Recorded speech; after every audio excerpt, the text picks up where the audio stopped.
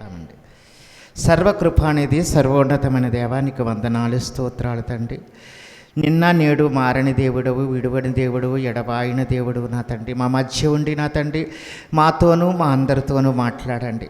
మాట్లాడుచున్నది నేను కాదు కానీ తండ్రి మీరే నాయన మా మధ్య ఉండి మాట్లాడమని నాయన నా ఈ యొక్క జ్ఞానం కాదు కానీ నా తండ్రి నీ జ్ఞానాన్ని ఇచ్చి నడిపించమని ఈ దీనదాసుని మీ సిలువ సాటును మరుగుపరుచుకొని మాకును మా అందరికీ కావలసిన నా ఆత్మీయ ఆహారమును వడ్డించమని మా ప్రభువును రక్షకుడైన యేసుక్రీస్తు వారి దివ్యనామమున అడిగి వేడుకొని పొందుకుంటున్నాం పరమ తండ్రి. అందరికీ వందనాలండి. అవకాశం ఇచ్చిన అయ్యగారికి కూడా ప్రత్యేక వందనాలు.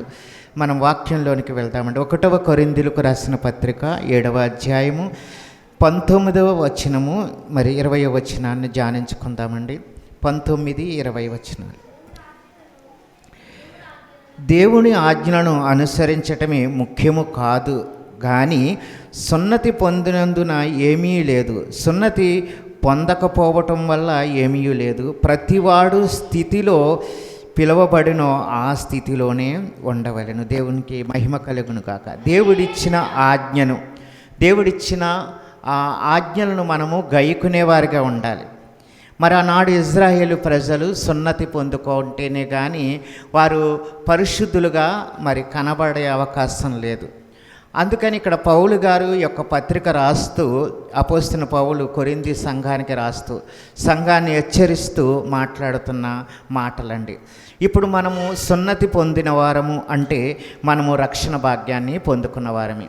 ఎందుకు ఎప్పుడైతే దేవుణ్ణి మన సొంత రక్షణగా ఎంచుకొని ఆయనను మనము ఎప్పుడైతే మనస్సులో తలుసుకొని దేవాదేవుని మరి ఆ యొక్క జీవాన్ని మనం పొందుకోవాలని మనము ఈ శరీరాన్ని చంపుకొని మన లోకాశలను చంపుకొని ఎప్పుడైతే ఆ నీటిలో మొలక వేసి నువ్వు పైకి వస్తావో అప్పుడు దేవుని యొక్క బిడ్డగా నీకు పేరు మార్చబడుతుంది.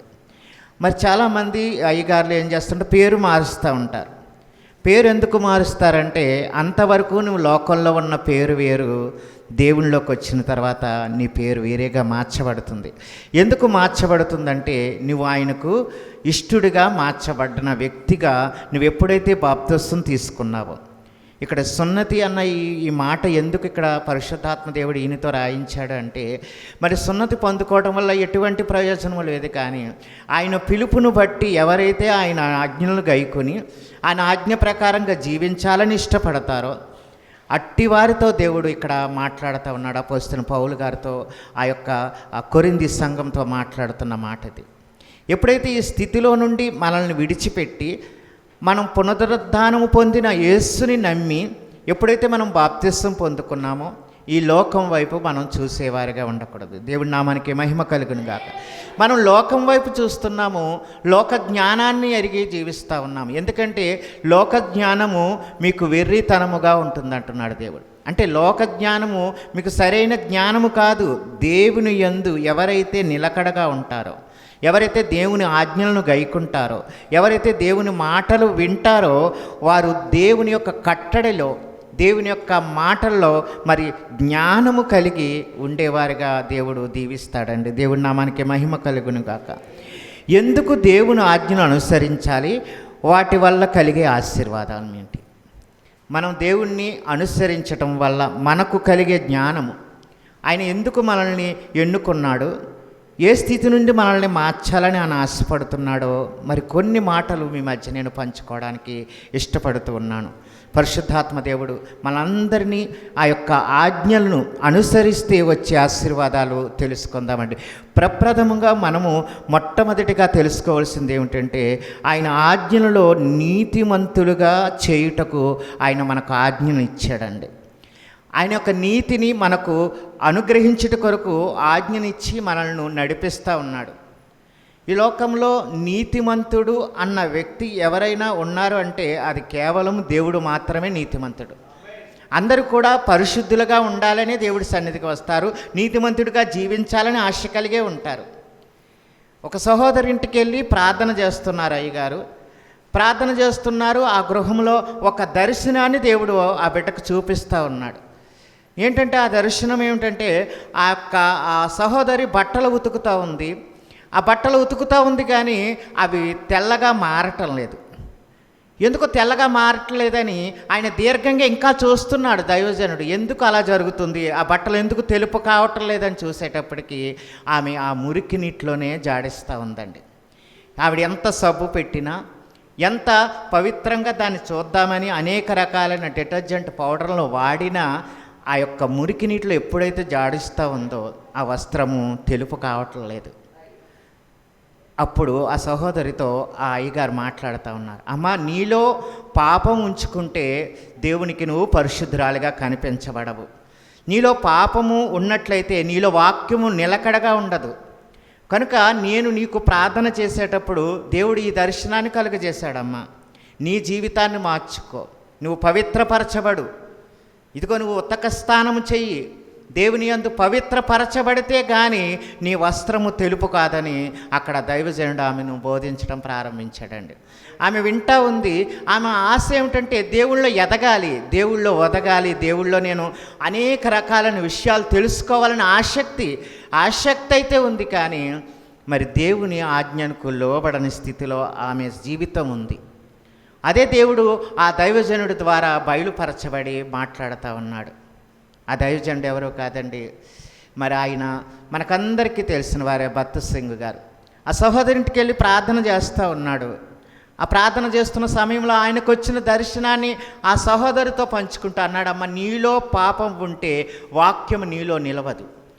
నీలో పాపం ఉండి వాక్యాన్ని నువ్వెంతగా చదివినా, నువ్వెంతగా సహాయపడినా, సేవకులకు నువ్వు సహాయపడినా, నువ్వెంతగా వాక్యాన్ని అందించినా, నువ్వు ఖచ్చితంగా నువ్వు పాటలు పాడినా, నువ్వు మంచిగా ప్రసంగించినా ఇవేంటి వల్ల నీ ప్రయోజనం ఉండదు. కానీ ఆయన ఆజ్ఞలను గైకొని ఆయన యొక్క నీతిని నీవు అనుసరించి నడుచుకున్నట్లయితే ఖచ్చితంగా దేవుడు నీకు సహాయం చేస్తాడని ఆ సహోదరి కొరకు ప్రార్థన చేసి బయటికి వచ్చిన మరుక్షణమే ఆ సహోదరి పశ్చాత్తాపపడి కన్నీరు విడుచుతూ, నాలో ఉన్న పాపాన్ని, నాలో ఉన్న ఈ క్రోధాన్ని, నాలో ఉన్న ఈ అసహ్యకరమైనది ఏదైనా నాలో ఉంటే ఆ సేదు వేరును తీసేయమని ఆమె సన్నిధికి వచ్చి ప్రార్థన చేయటం ప్రారంభించిందండి. దేవుడి నామానికి మహిమ కలుగునుగా.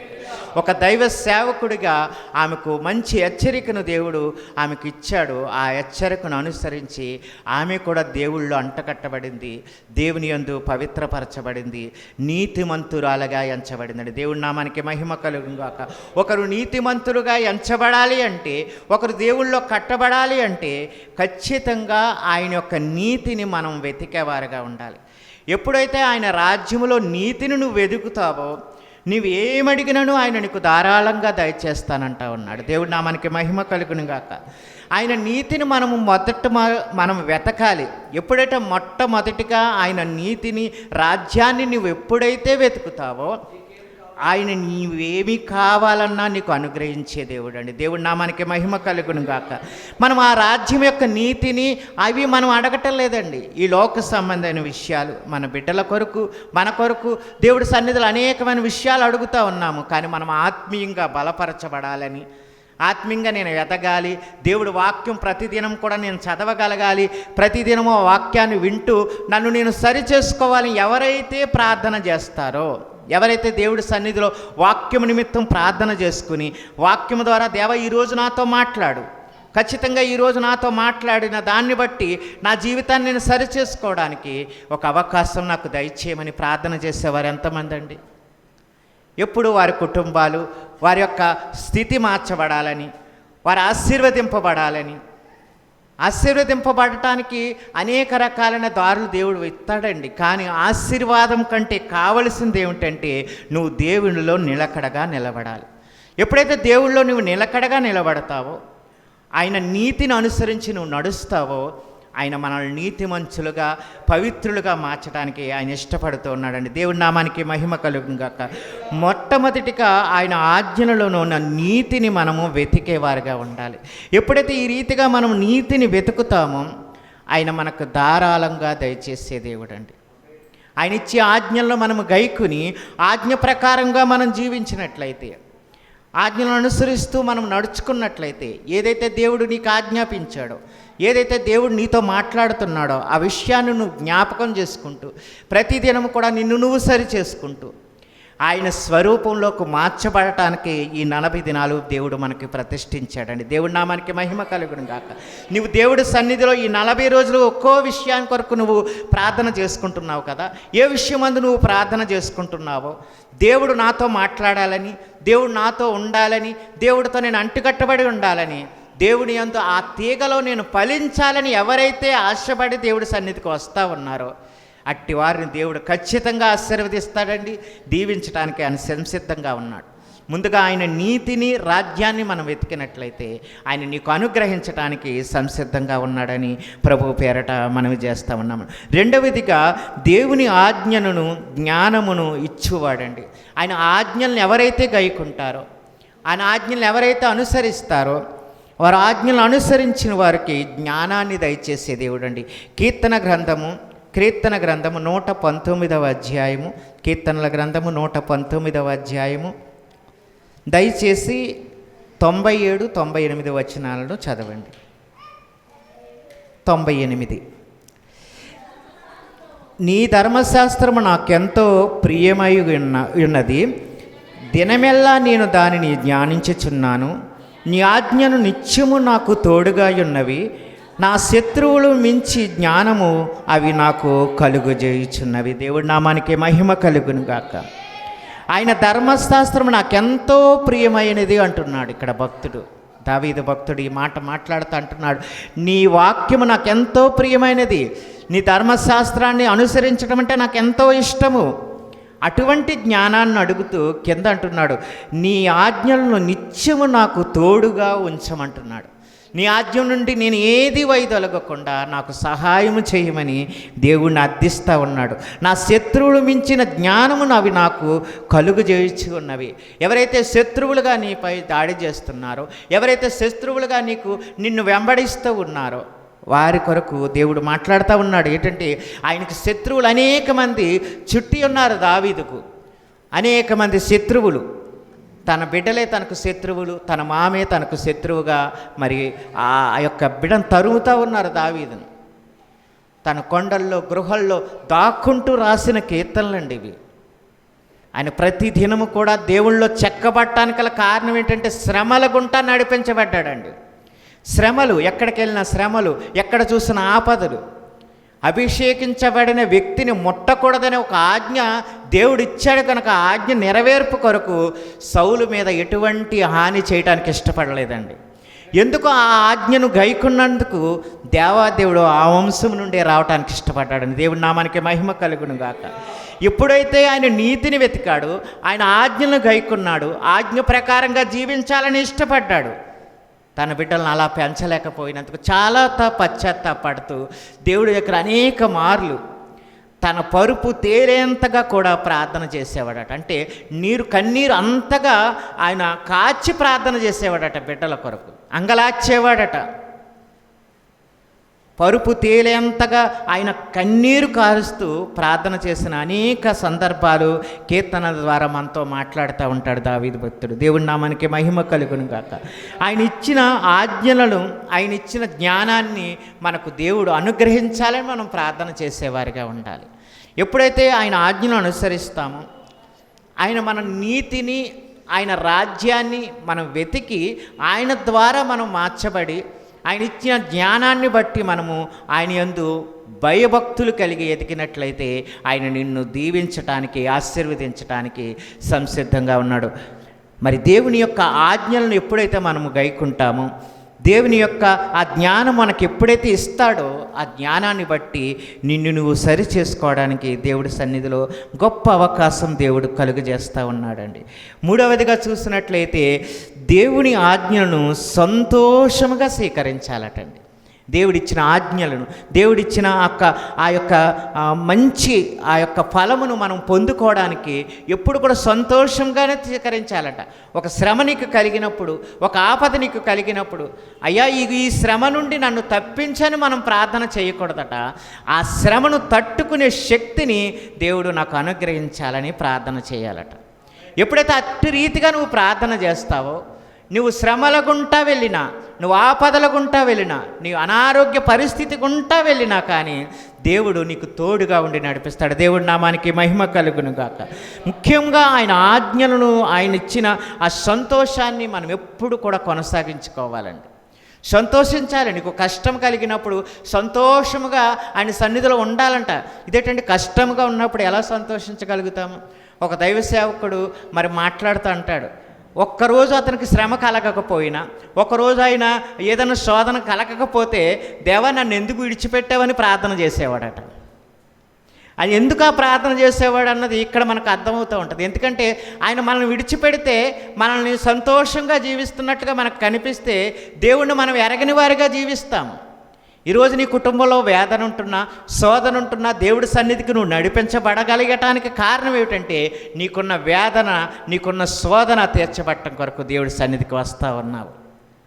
అవన్నిటి నుంచి దేవుడు తప్పించబడాలంటే నీవు ఆయన్ని ఇక్కడ దగ్గర నువ్వు అడగవలసింది ఏమిటంటే, ఈ శ్రమను తట్టుకునే ఓపిక, శక్తి, బలాన్ని దేవా నువ్వు నాకు అనుగ్రహించమని మనం ప్రార్థన చేయాలటండి. 119వ కీర్తన, ఈ దేవి కీర్తన అధ్యాయములో 143వ వచనాన్ని చదువుకుందామండి. శ్రమలు వేదనయు నన్ను పట్టుకుని ఉన్నవి, అయినా నీ ఆజ్ఞలు నాకు సంతోషమును కలుగజేయుచున్నవి. దేవుడి నామానికి మహిమ కలుగును గాక. హల్లెలూయా. మనం ఎప్పుడైతే ఆయన శ్రమలను, వేదనలను నేను పట్టుకున్నాయంటుండండి దావీదు. శ్రమలు, వేదనలు నన్ను చుట్టుకుని ఉన్నాయి, అయినా కానీ నీ ఆజ్ఞలు నన్ను ఏం చేస్తూ ఉన్నాయి? సంతోషము కలుగజేస్తూ ఉన్నాయని దేవుడి సన్నిధిలో ప్రార్థన చేసే వ్యక్తిగా ఇక్కడ దావీదు మనకు కనిపిస్తూ ఉన్నాడండి. దేవుడి నామానికి మహిమ కలుగును గాక. 4వదిగా చూస్తున్నట్లయితే, దేవుడు ఆజ్ఞలను గైకొనుటలో మన స్థితి స్థిరపరచుటకు దేవుడి సన్నిధిలో మనం ప్రార్థన చేసేవారిగా ఉండాలండి. ఎప్పుడైతే మన యొక్క ఆజ్ఞలను గైకొనుచు మన స్థితిని మార్చమని దేవుడి సన్నిధిలో మనం ప్రార్థన చేసేవారిగా ఉండాలి. 1వ దినవృత్తాంతముల గ్రంథము 28వ అధ్యాయము 28వ అధ్యాయము దయచేసి 7వ వచనాన్ని చదువుకుందామండి.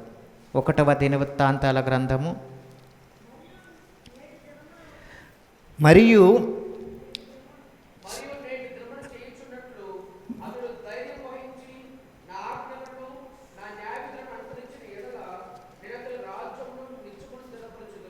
చాలండి.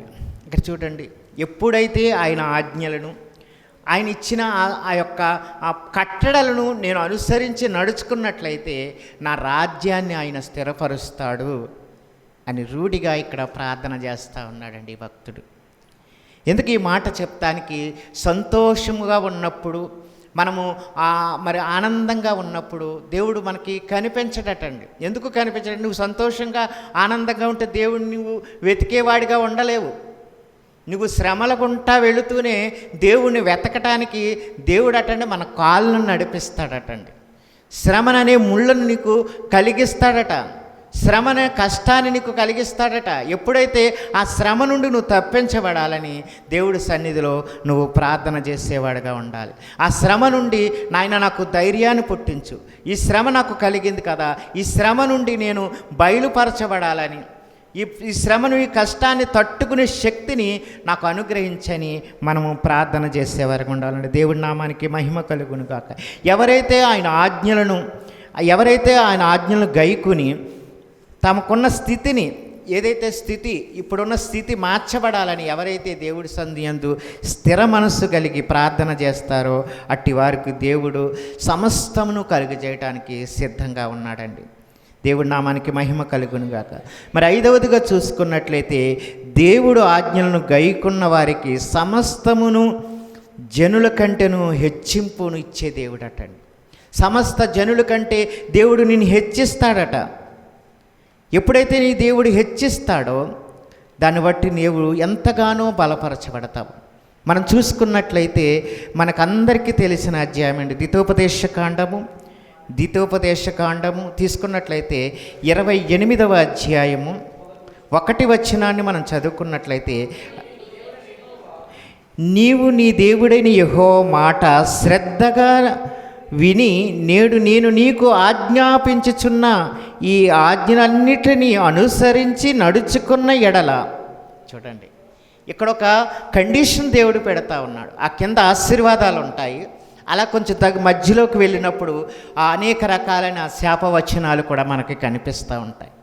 ఈ అధ్యాయం అంతా మనం ధ్యానించుకున్నట్లయితే మీరు ఖాళీగా ఉన్నప్పుడు ఒక్కసారి ఈ అధ్యాయాన్ని ధ్యానించండి. ముందుగా ఒక కండిషన్ దేవుడు ఇక్కడ పెడతా ఉన్నాడు. నీ దేవుడైన యెహోవా మాట శ్రద్ధగా విని నేను నీకు ఆజ్ఞాపించిన ఈ ఆజ్ఞలను అన్నిటినీ అనుసరించి నడుచుకున్న ఎడల ఆయన నీకు సమస్తాన్ని కలుగజేయటానికి, నీకు ఆశీర్వదించటానికి దేవుడు సిద్ధంగా ఉన్నాడండి. ఆ కింద వచనాల్లో అనేకమైన ఆశీర్వాదాలు మనకు కనిపిస్తూ ఉంటాయి. అవి మీరు ఇంటికాడ వెళ్ళినప్పుడు శ్రద్ధగా చదవండి. అక్కడ అనేకమైన ఆశీర్వాదాలు దేవుడు నీ యొక్క హెచ్చింపును దేవుడు అక్కడ చూపిస్తూ ఉంటాడు. నువ్వు మందిరానికి వచ్చినప్పుడు ఆశీర్వదింపబడతావు, మరి మందిరము నువ్వు వెళ్ళినప్పుడు ఆశీర్వదించబడతావు, నీవు చేసే పని యావత్తు కూడా ఆయన ఆశీర్వదిస్తాడు. ఇలా అనేక రకాలైన ఆశీర్వాదాలు. ఈ ఆశీర్వాదాలని మనం పొందుకోవాలంటే ప్రప్రథమంగా ఈ 1వ వచనాన్ని మనం శ్రద్ధగా రూఢిగా ఆయన ఆజ్ఞలను అనుసరిస్తేనే జరుగుతాయి. ఏదో అనుసరించకుండా కేవలం దీవెనల కొరకే మనం కిందకి వెళితే ఎటువంటి ప్రయోజనం ఉండదు. ఆ దీవెనలు నీకు వెంట రావు. ఎప్పుడైతే ఆయన ఆజ్ఞను గైకుంటావో, శ్రద్ధగా ఆయనను వెతుకుతావో, అప్పుడే దేవుడు నీకు సహాయం చేస్తాడు. దేవుడి నామానికి మహిమ కలుగును గాక. హల్లెలూయా. ఆయన మరొక మాటతో మాట్లాడుతూ ఉన్నాడు. దావీదు భక్తుడితో మాట్లాడుతున్న మాట అండి ఇది. 2వ సమూయేలు గ్రంథము 7వ అధ్యాయము 2వ సమూయేలు గ్రంథము 7వ అధ్యాయము 2వ సమూయేలు గ్రంథం 7వ అధ్యాయము